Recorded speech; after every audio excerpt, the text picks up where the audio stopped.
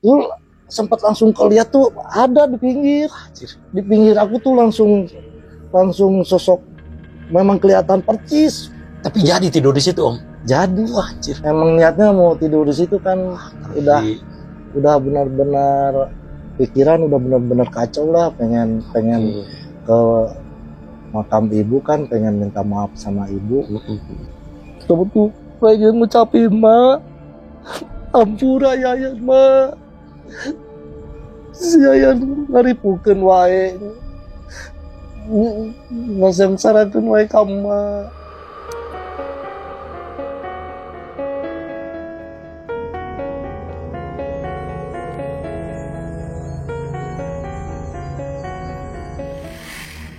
Halo sahabat Huru Hara, saya Fani Christian. Ketemu lagi di channel Huru Hara Horor. Di mana ada horor, di situ pasti ada huru hara.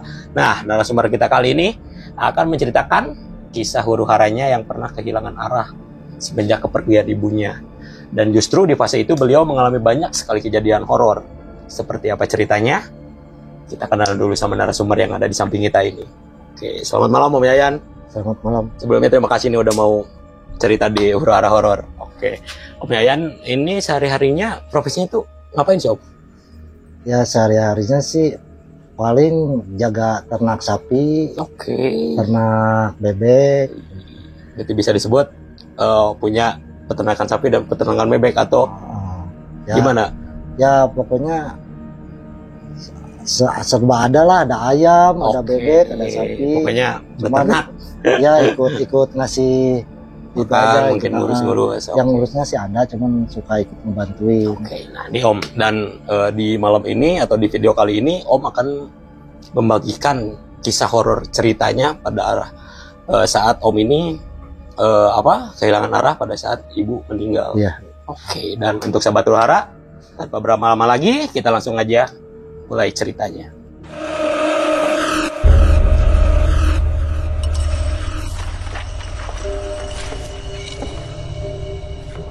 Jadi assalamualaikum warahmatullahi wabarakatuh.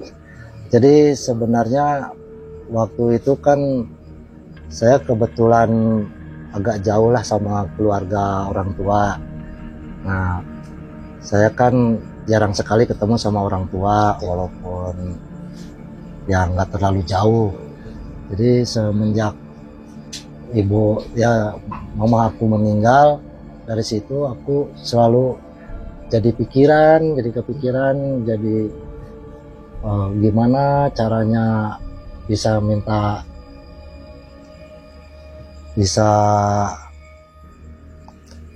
biar aku tuh jadi diampuni dosa-dosa aku sama ibu aku kan.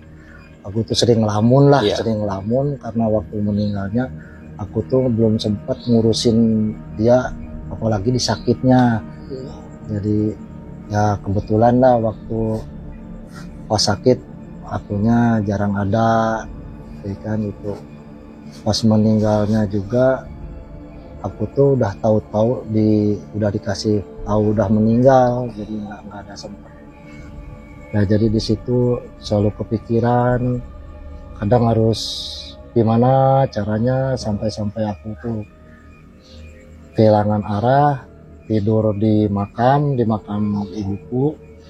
Nah di situ kan pas pertama tidur tuh belum ada apa-apa.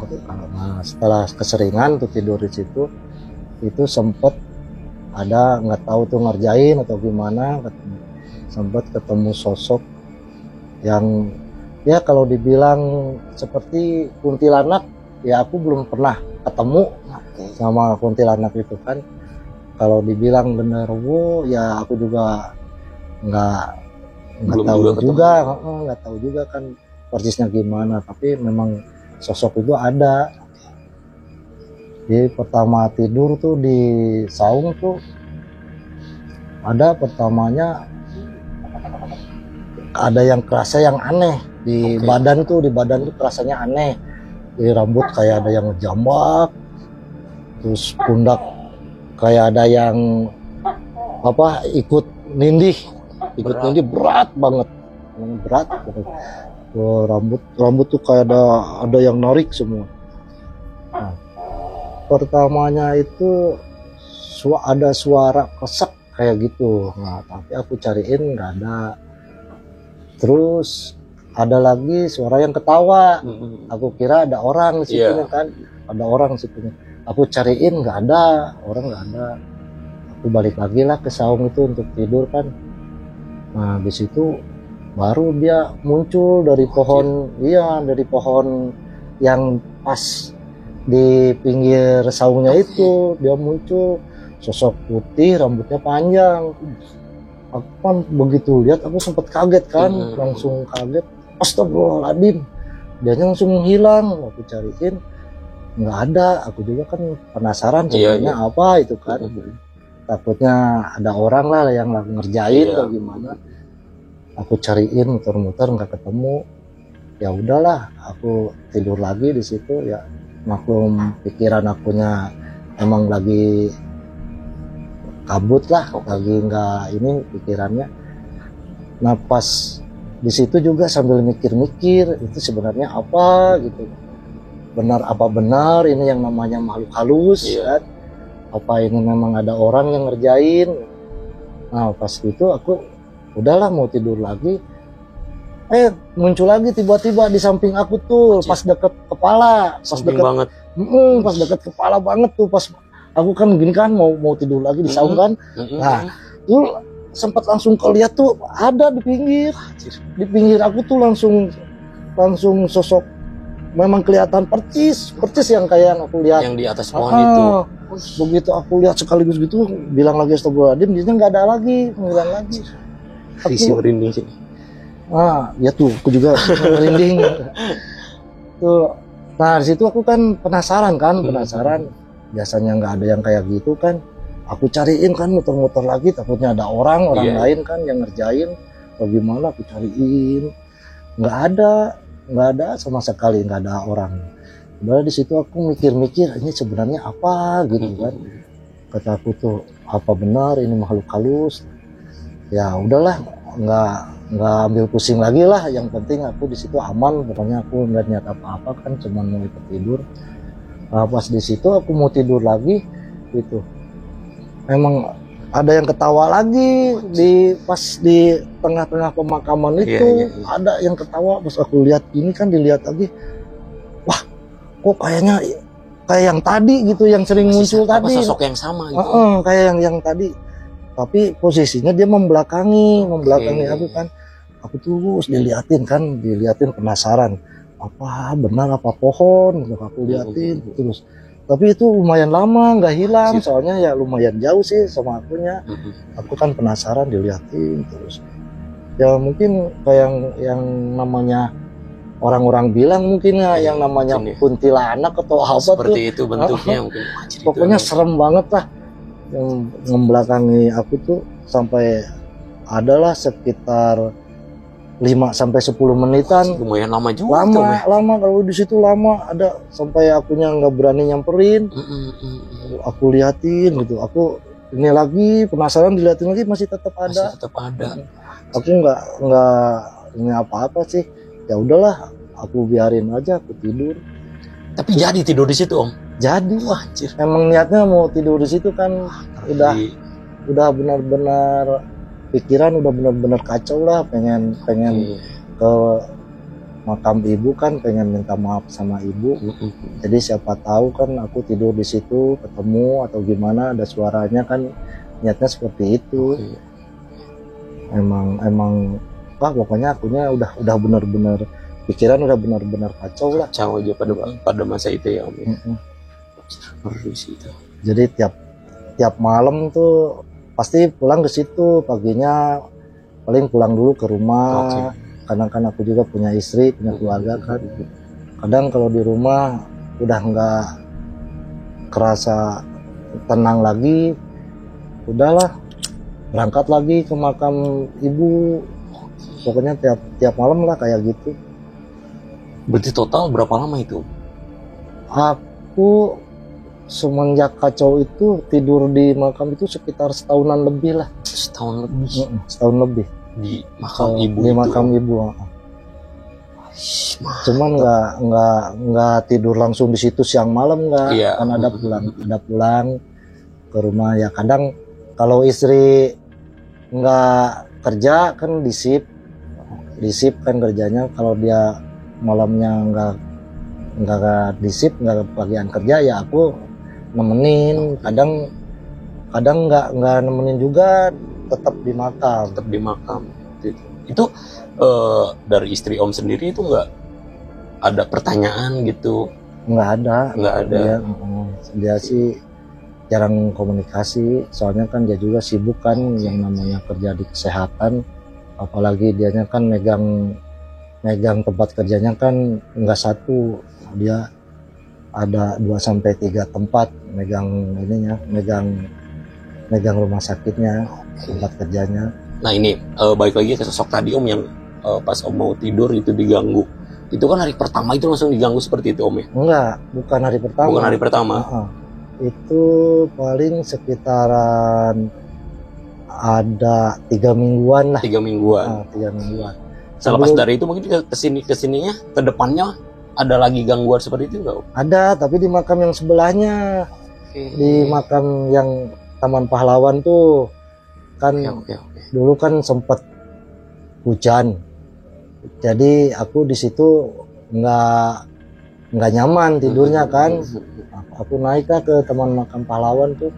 Di Taman Makam Pahlawan tuh di situ kan ada rumah agak bagusan lah, tempatnya bersih gitu. Jadi kayak ada tembokan kayak gitunya kan, lumayan lebar gitu ya. Nah di situ kan agak nyaman, hujan juga. Aku sempat tidur di situ, digangguin di situ. Pas di pohon deket itunya banget tuh, pohon, kalau itu namanya apa? Pohon apa tuh yang kayak bunganya tuh merah-merah gede tuh. Pohon itu. Wah, pohon apa tuh guys? Ada yang tahu nggak? Pohon yang bunganya merah-merah itu? Trompet, kayak trompet itu, kayak trompet. Oh, bunga trompet gitu. Kayak trompet itu di situ. Nah, kalau itu mah sosoknya beda sama yang aku lihat. Beda sama yang aku lihat di saung yang pertama itu. Itu mah kayak apa, banyak bulunya. Pokoknya penuh hitam lah. Hitam banyak bulunya itu mah. Nah, kalau itu mah benar ngeganggu itu mah. Yang di makam itu mah. Jadi kayak yang nyandain. Ya mungkin dia nggak ikhlas kali aku tidur di tempat itu. Mungkin merasa keganggu atau gimana. Kalau itu benar, itu mah agak serem. Aku juga sampai nggak bisa tidur karena terus-terusan digangguin sama dia. Pokoknya sampai pagi aku nggak tidur. Dan itu bentuk gangguan itu seperti apa Om? Ya dia kalau aku lagi enak-enak tidur kan, walaupun nggak tidur beneran kan, kadang kan kesel, apalagi kan habis hujan kan. Itu aku mau sempat tidur tuh dilempar. Kadang dilemparnya kayak pakai batu, tapi dicariin bekasnya memang nggak ketahuan. Nggak ada batunya tuh. Aku lihat dianya kayak yang melototin gitu kan. Tapi Om sempat lihat sosoknya itu? Itu mah kelihatan sosoknya di pohon itu kelihatan. Jadi aku lihat tuh kayak dianya sengaja melototin, terus akunya sampai takut kan, akunya diem, siapa tahu hilang gitu. Kadang pas dilihat hilang, kadang ada lagi. Pas aku lihat lama nggak ada yang hilang tuh.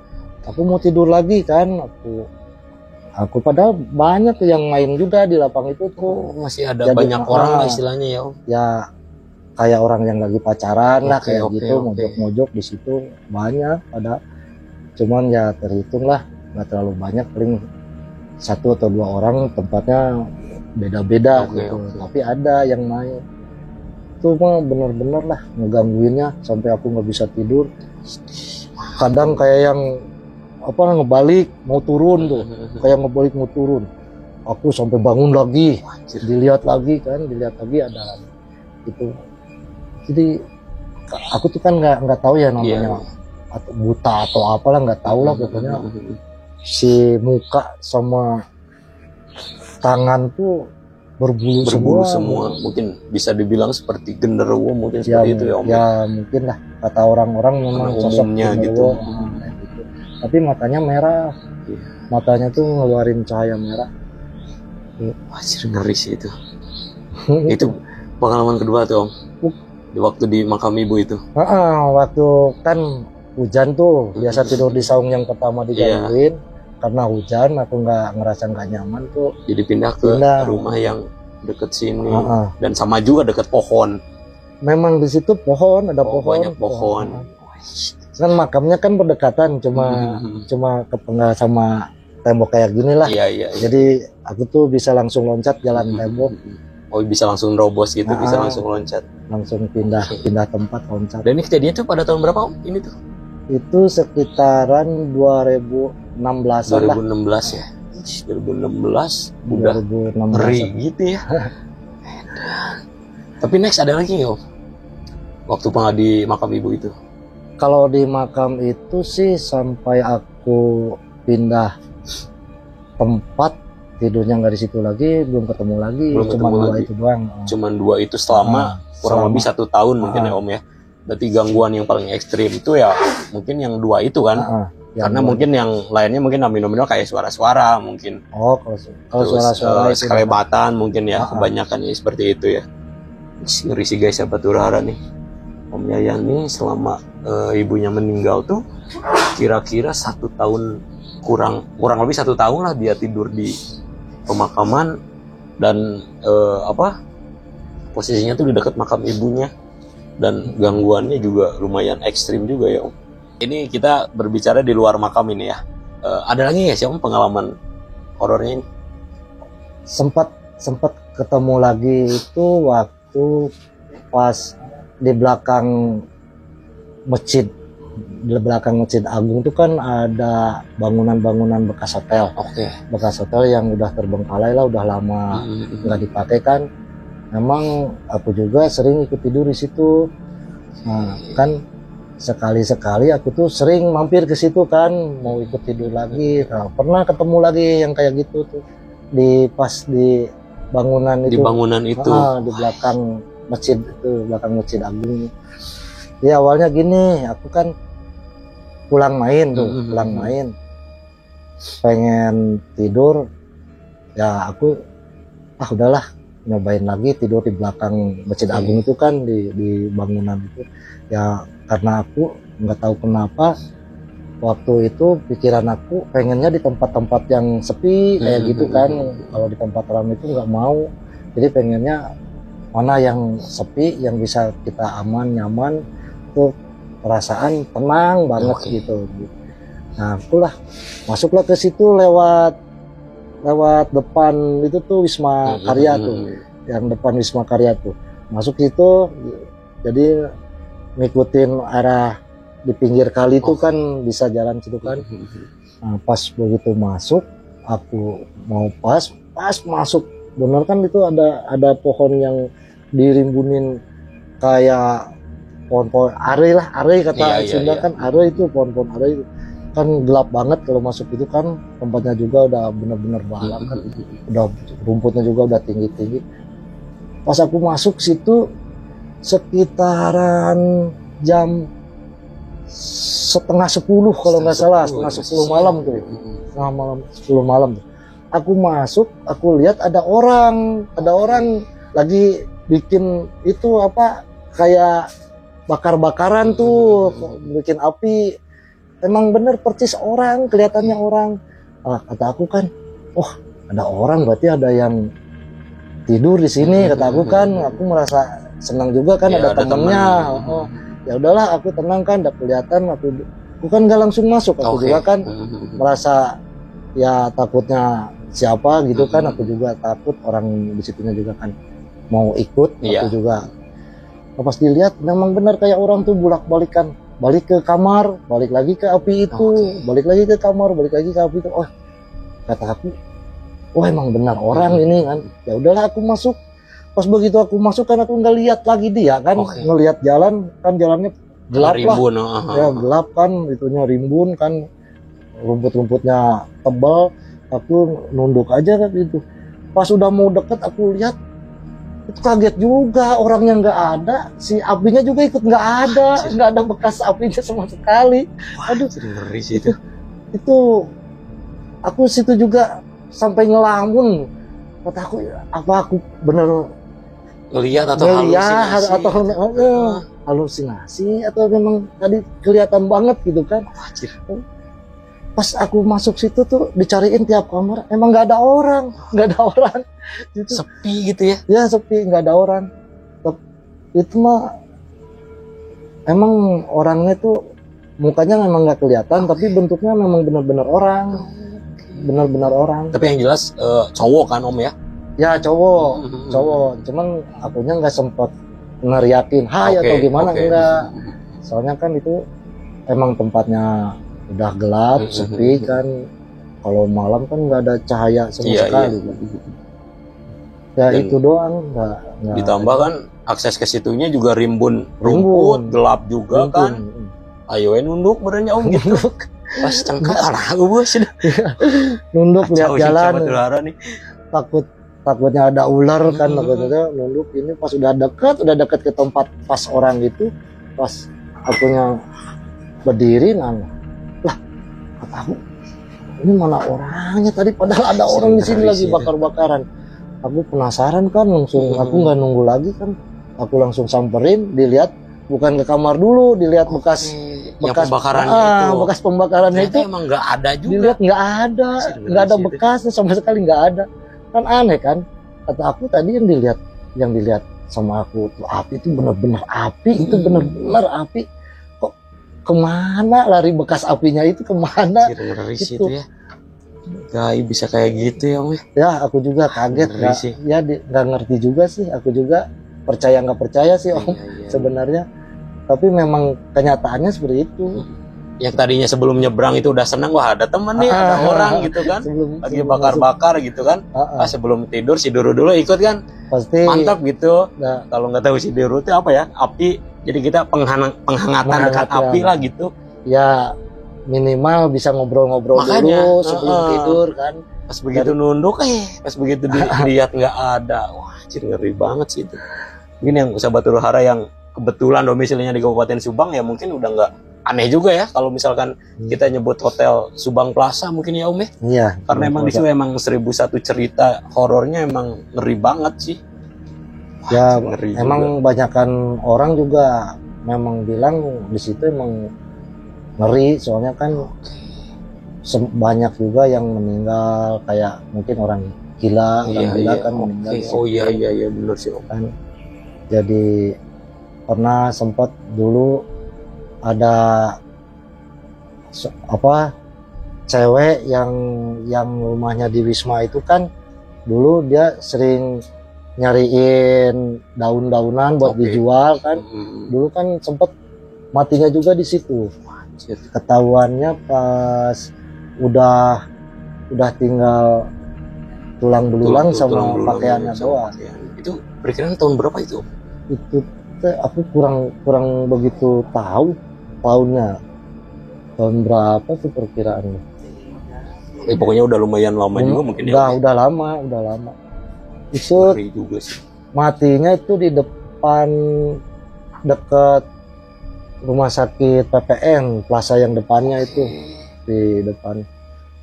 Ya, kata orang-orang sih ceritanya dia kayak yang dipatuk ular. Jadi nggak sanggup jalan lagi, mati di situ, nggak ada yang tahu. Karena emang saya juga sedikit dengar rumornya di Subang Plaza itu emang ada ular juga kan, cuman nggak tahu segede apa gitu. Itu kan banyak cerita yang bilang kayaknya ada ular yang segede manusia lah, ada kuda yang ininya orang lah, kakinya kuda gitu, badannya kesini kepalanya orang gitu kan. Kayaknya emang banyak cerita di situ. Nah, untuk sahabat Huru Hara nih, kalau misalkan tim Huru Hara Horor pengen penelusuran ke Subang Plaza, mungkin bisa di komen. Nanti kalau misalkan tembus ya berapa komen kira-kira Om ya, 100 komen lah. Nanti kita akan ada penelusuran ke Subang Plaza juga. Dan plus nanti juga ada Om Yayan juga untuk menemani kita di sana untuk penelusuran. Pokoknya komen lah yang banyak, pokoknya share, like, subscribe aja dulu gitu, karena gratis gitu subscribe kan. Dan ternyata usut punya usut juga nih. Saya tadi ngomong di belakang ya Om ya, sebelum kita take video ini, dengar-dengar Om Yayan juga sempat gitu tidur di Subang Plaza 1 ya, kurang lebih berapa lama Om? Kalau yang di belakang itu setahunan juga lebih. Wah, setahun lebih guys, ngeri nggak? Kalau yang di depannya paling sekitar 6 bulan 8 bulanan. Kalau yang di depan. Saya aja yang lahir di Subang gitu kan, gede di Subang gitu. Kadang kalau lewat pas lagi rame juga suka merinding, apalagi Om Yayan yang suka yang sering tidur di situ 1 tahun lah kurang lebih ya Om. Ya, setahun lebih lah. Oke nih Om Yayan, mungkin kita ada beberapa pertanyaan nih Om buat Om Yayan ya. Mungkin ketika Om Yayan tidur di kuburan tuh, gangguan dari makhluk halus itu terjadi pada setiap malam atau pada malam-malam tertentu aja Om?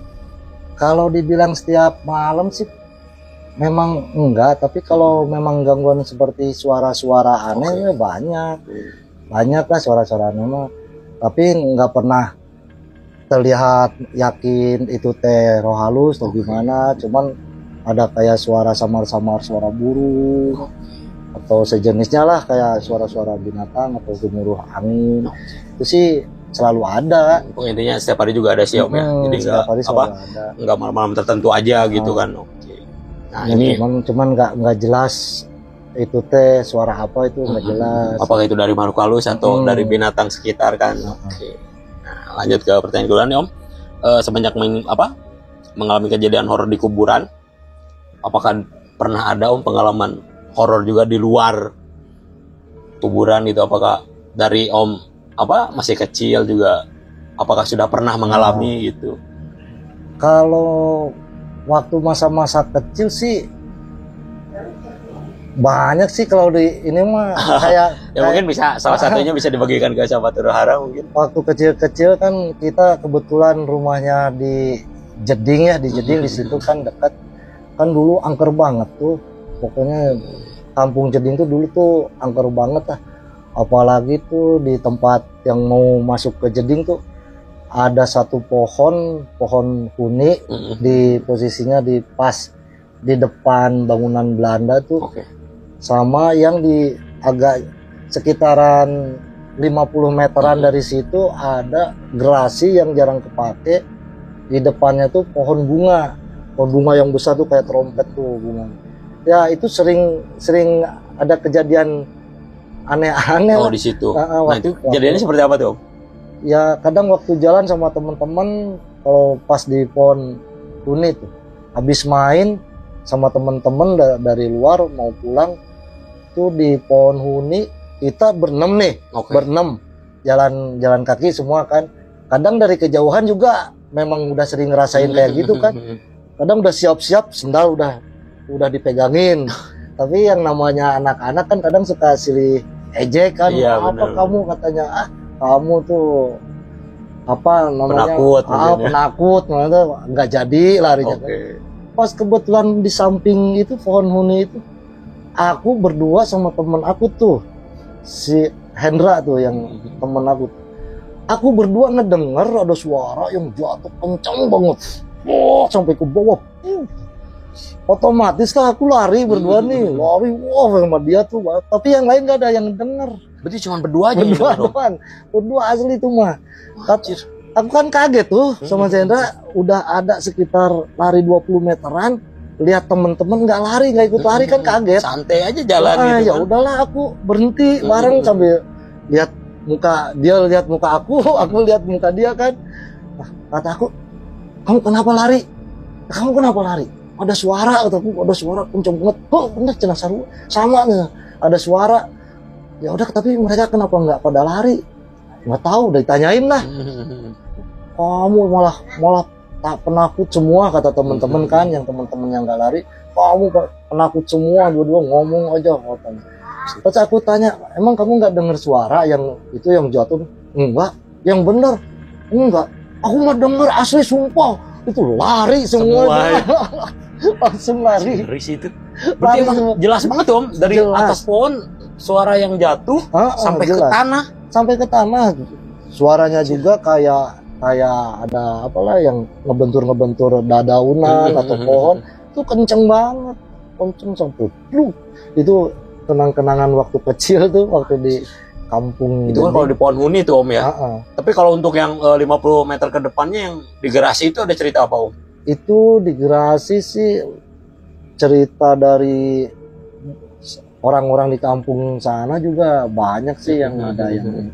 Cuman kalau aku pernah ngalamin sekali waktu pulang main sekitar jam setengah 9-an malam tuh. Kan dulu rumah juga belum banyak sampai ke situ kan, masih ada terhitung lah 1 atau 2 kan, jauh lagi dulu kan. Itu sempet aku ikut neduh karena hujan, pulang sendirian di situ. Tiba-tiba ada cewek baju merah ikut neduh juga di situ. Ya karena akunya nggak kenal kan, ya udahlah masing-masing. Aku jongkok, dia berdiri nungguin hujan kan. Nah tapi hujannya itu belum berhenti, hujan belum berhenti. Aku santai di situ kan jongkok. Pas ngelirik orangnya udah nggak ada lagi. Tapi hujan masih gede. Tapi itu cewek itu udah nggak ketahuan kemana. Berarti yang nyampe duluan di Garasi kan Om Yayan nih? Aku dulu. Terus si cewek itu ngikutin pas aku udah agak sekitar 5 menitan lah, 5 menit sampai 10 menitan aku jongkok situ. Baru itu ada cewek nyamperin ikut neduh. Ya aku nggak lihat mukanya, aku cuman lihat gini, oh cewek, udahlah aku jongkok gitu. Tapi dia emang berdekatan, cuman nggak ngomong doang, nggak ngobrol. Pakai baju merah. Anjir, risih. Kalau itu mah, tapi nggak terlalu ini sih. Kalau itu mah emang kejadiannya sekilas. Tapi kalau misalkan saya di posisi Om Yayan mah, tetap Om neduh di satu Garasi yang tadinya sendiri ada cewek ini kan. Iya. Dia ikut neduh gitu. Terus kita meleng sedikit nggak ada. Saya pulang Om langsung. Lebih baik hujanan. Kalau hujannya nggak gede, aku juga pasti lari. Makanya kalau misalkan saya gitu ada di posisi Om Yayan, saya mendingan hujanan gitu Om kan, daripada nanti dia balik lagi terus dia bilang maaf setelah saya ketinggalan katanya kan. Ngeri anjir. Wah gila sih guys, neduh saat hujan di satu Garasi. Pokoknya daerah Kabupaten Subang tuh ngeri-ngeri juga ya. Dulu angker banget Bang di kampung jadi di kampung itu Om ya.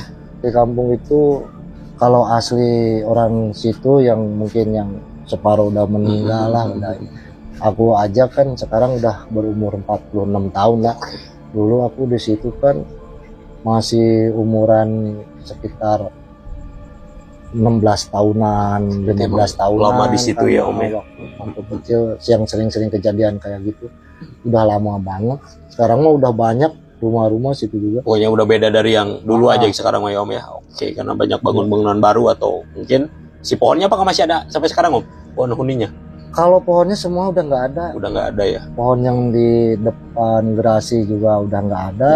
Yang pohon kan udah dibangun sama sekolahan Yos Sudarso. Oke. Oh sekarang jadi bentuk sekolah mungkin. Kalau dulu kan bangunannya bangunan Belanda itu. Tempat bangunan Belanda. Oke nih Om, kita lanjut ke pertanyaan ketiga Om. Kan Omnya ini tidur di kuburan tuh hampir setahun lebih ya Om. Ya. Nah pernah nggak sih Om diprotes atau ketahuan sama si kuncen makamnya gitu? Terus pernah nggak si kuncen makamnya tuh nanya ke Om gitu, ini ngapain di sini misalkan gitu?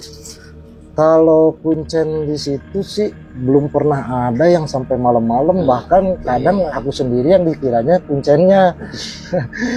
Kadang aku sendiri yang dulu pernah ada sebuah mobil masuk ke situ. Dia nggak tahu mau ziarah atau gimana ya, kelihatannya memang mau ziarah. Aku pas kebetulan ada di saung itu. Nah dia mengira aku tuh kuncennya. Posisi malam nih Om? Malam sekitar jam 11-an 12-an lah, malam-malam. Malam nih. Itu sekeluarga ada 4 orang yang dewasa sama yang kelihatan masih sekitaran belasan tahun lah, sekitar 16-15 tahunan, 2 orang. Jadi dia nitipin mobil ke aku, Pak nitip mobil, ya udah. Terus pas mau pulang akunya dikasih oleh-oleh, dikasih, dikiranya aku kuncennya mungkin ya. Oh jadi selama Om Yayan tidur kurang lebih 1 tahun di makam tuh belum pernah papasan sama kuncen aslinya. Emang nggak pernah ada malam-malam. Kalau pagi itu pasti ada. Kalau sampai sore juga kuncen di situ tuh udah nggak ada. Berarti bisa dibilang kayak yang pergantian shift gitu ya Om. Si kuncen mungkin dari jam 6 pagi mungkin ya sampai sore, Aku dan bagian malam. malamnya diterusin sampai subuh. Masih ngeri sih guys. Bisa gitu ya Om. Aku Satu juga tahun. sih nggak sampai setahun itu posisi tidur terus Oke. jam malam situ enggak. Jadi kan aku juga kebetulan punya istri dulu, Iya, kan, iya, punya iya. keluarga kan. Jadi kadang kalau kebetulan istri aku kan kerjanya lumayan apalah penuh jadwal kerjanya. Jadwalnya, kan, schedule-nya ya. Mungkin karena emang di shift mungkin ya Om ya. Jadi kan kadang dia juga megang berapa tempat. Jadi kadang aku kalau lagi nunggu di rumah jenuh kayak yang kepikiran lagi, baru aku pergi lagi. Baru pergi lagi ke makam. Kadang kalau udah kebetulan udah di luar, baru itu emang pasti tidur di makam, jadi nggak pulang. Jadi gitu. Jadi nggak selamanya langsung tidur di Mungkin makam. nggak setiap hari gitu ya Om ya. Jadi karena emang ada mungkin kalau posisi istri shift malam, kalau misalkan hati nggak tenang kepengen ke makam, mungkin ke makam. Oke. Sip, mungkin kita lanjut ke pertanyaan selanjutnya Om nih. Selama tidur di kuburan nih Om, pasti Om kan berniat mungkin ingin berkomunikasi dengan korin ibu atau orang tua nih Om ya. Nah, apakah pernah bertemu dalam mimpi atau pernah berkomunikasi dengan korin dari almarhum ibu Om? Sampai aku nggak tidur lagi di situ tuh belum pernah sama sekali. Belum pernah sama sekali. Belum pernah sama sekali ya. Nggak tahu kenapa ya. Mungkin aku juga kalau kata-kata orang makan nyuruh aja si A si A kan yang bisa. Kadang kan ya mungkin emang pikiran akunya lagi kacau. Aku nggak sempat punya pikiran ke sana kan. Yang ada di pikiran aku tuh pengennya ya di makam ibu terus gitu. Ya mungkin salah satu niatnya juga mungkin ya selama Om tidur di makam juga kan pengen lah gitu kan, maupun itu dalam mimpi atau mungkin secara langsung mungkin ya dalam bentuk korin gitu ya Om ya. Oke, nah Om, mungkin kalau Om bersedia berbagi dengan sahabat Huru-Hara nih Om, sebenarnya apa sih yang menjadi penyesalan Om pada saat itu Om? Ya aku kan dari keluarga aku tuh satu-satunya anak yang bandel. Tapi walaupun aku paling bandel, mungkin yang orang-orang bisa dibilang aku tuh paling disayang lah, bisa dibilang paling disayang sama ibu aku tuh, ibu kandung kan. Jadi walaupun aku sebandel apa, tetap aja sama ibu itu disayang banget, pokoknya ada masalah apapun tetap di mata ibu aku tuh nggak pernah jadi kebencian. Dibela terus ya Om. Nah, terus kan waktu dia sakit-sakitan itu kan aku tuh nggak pernah sampai nunggu di keadaan sakitnya. Aku tuh belum sempat ngebahagiain dia. Jadi pokoknya rasa penyesalan aku tuh sama ibu kandung aku tuh bener-bener menyesal sekali. Pengen sekali ketemu sama dia kan, biar akunya tuh bisa minta maaf sama dia kan. Aku tuh bener-bener menyesali bahwa waktu kecil sampai aku rumah tangga itu aku tuh bener-bener tetap aja disayangi sama dia, walaupun akunya nggak pernah ngebahagiain dia tuh tetap aja disayangi sama dia. Ibu ya Om. Pas waktu sakitnya tuh aku tuh nggak pernah ada di sampingnya, nggak pernah, ya katakanlah nggak pernah peduli sekali sama dia tuh, nggak pernah. Jadi aku selalu memikirkan diri sendiri. Pas begitu dia meninggal, disitulah baru ada rasa-rasa penyesalan aku tuh, sampai aku tuh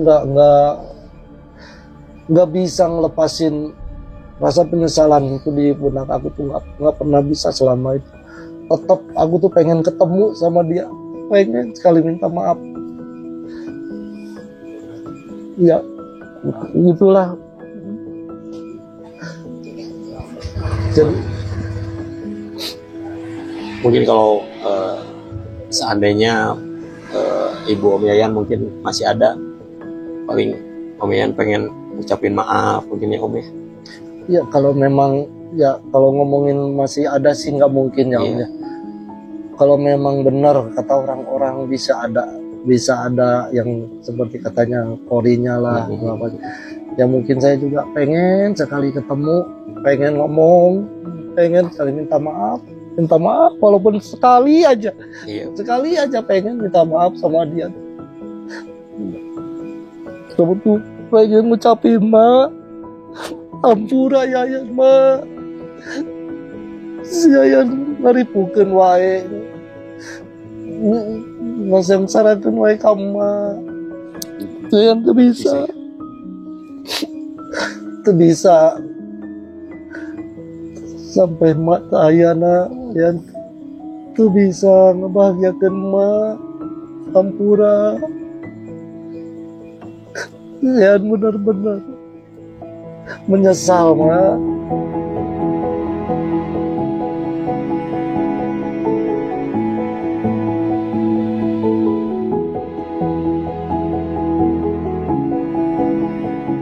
Itu Mungkin Sobat Huru-Hara, buat kalian di rumah, selagi orang tua masih ada, khususnya ibu, sayangi mereka, hormati mereka, jangan sampai sahabat Huru-Hara di rumah akan menyesal nanti. Mungkin terima kasih Om Yayan sudah meluangkan waktunya untuk bercerita di Huru-Hara Horor. Mungkin untuk sahabat Huru-Hara semuanya, mari kita berdoa untuk almarhumah Ibu Om Yayan. Mungkin berdoa menurut kepercayaannya masing-masing. Semoga almarhumah diterima di sisinya dengan baik, diterima amal ibadahnya, dan dilapangkan kuburannya. Lagi terima kasih untuk sahabat Huru-Hara, Om Yayan juga. Bagi kalian yang suka sama video ini, mungkin bisa di komen, di like, di subscribe juga. Mungkin itu cerita dari Om Yayan, sahabat Huru-Hara. Dari akhir kita, saya Fanny Christian pamit, dan Om Yayan juga undur pamit. Bye.